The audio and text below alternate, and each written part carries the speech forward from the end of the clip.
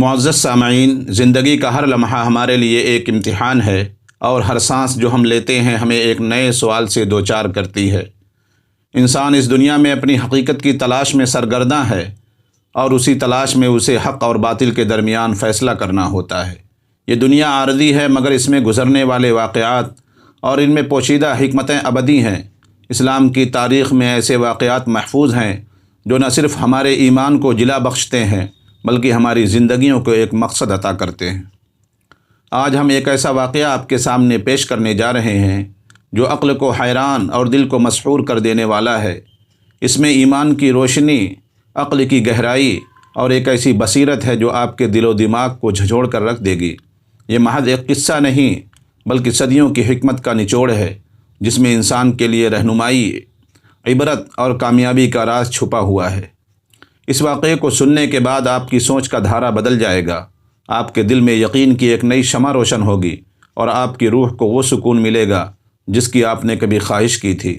آئیں اس سفر کا آغاز کریں اور اس واقعے کے گہرے معانی میں ڈوب کر اپنی زندگی کو ایک نئی روشنی سے منور کریں۔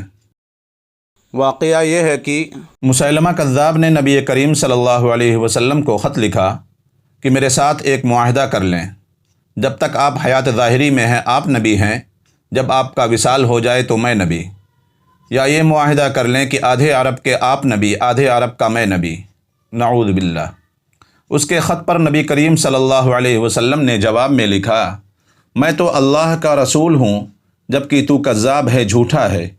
جب نبی پاک نے خط میں کذاب لکھا تو فرمانے لگے، کون لے کے جائے گا یہ خط اس کذاب کے دربار میں؟ اب اس کے دربار میں جانا ہے، حالات بڑے خطرناک ہیں، اس کے آگے بھی بندے اور پیچھے بھی بندے ہیں، جان کا خطرہ بھی ہے۔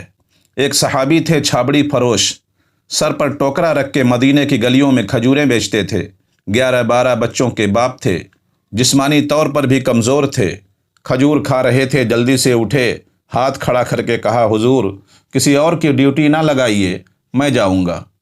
جب یہ الفاظ جلد بازی میں کہے تو ان کے منہ سے کھجور کے ٹکڑے مجلس میں بیٹھے صحابہ کے چہروں پر گرے۔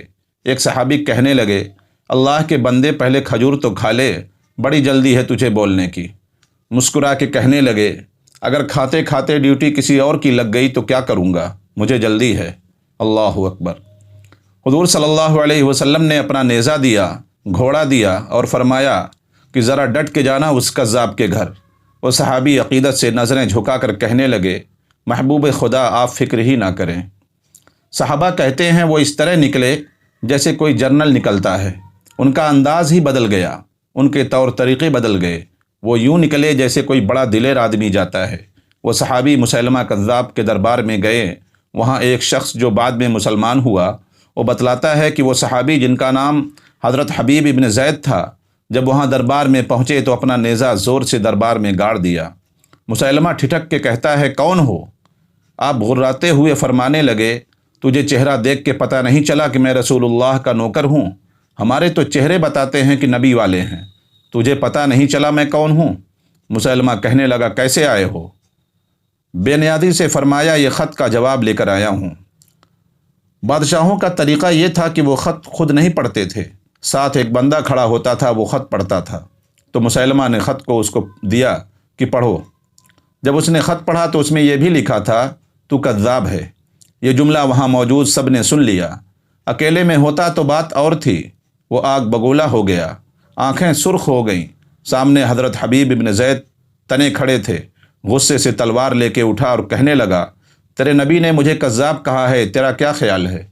حبیب ابن زید مسکرا کے فرمانے لگے، خیال والی بات ہی کوئی نہیں، جسے میرا نبی کذاب کہے وہ ہوتا ہی کذاب ہے۔ تو 7 سمندروں کا پانی بھی بہا دے تو بھی تیرا جھوٹ نہیں دھل سکتا۔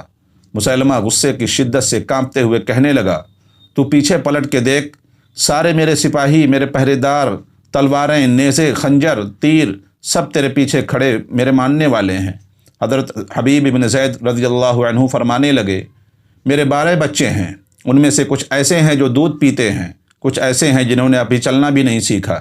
میں جب رسول اللہ صلی اللہ علیہ وسلم کا پیغام لے کے نکلا تھا تو میں نے پلٹ کے بچے نہیں دیکھے، تو تیرے پہرے دار کیسے دیکھ لوں؟ جو جی میں آتا ہے کر گزرو، غلامان محمد جان دینے سے نہیں ڈرتے۔ مسیلمہ نے زور سے تلوار ماری، بازو کٹ کے گر گیا۔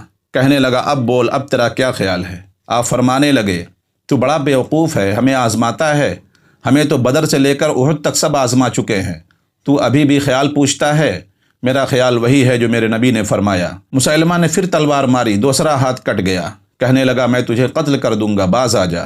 آپ فرمانے لگے تو بڑا نادان ہے، ان کو ڈراتا ہے جو فجر کی نماز پڑھ کے پہلی دعا ہی شہادت کی مانگتے ہیں، جو کرنا ہے کر ڈال۔ مسیلمہ کذاب نے تلوار گردن پر رکھی، کہنے لگا میں تیری گردن کاٹ دوں گا۔ حبیب بن زید فرمانے لگے کاٹتا کیوں نہیں؟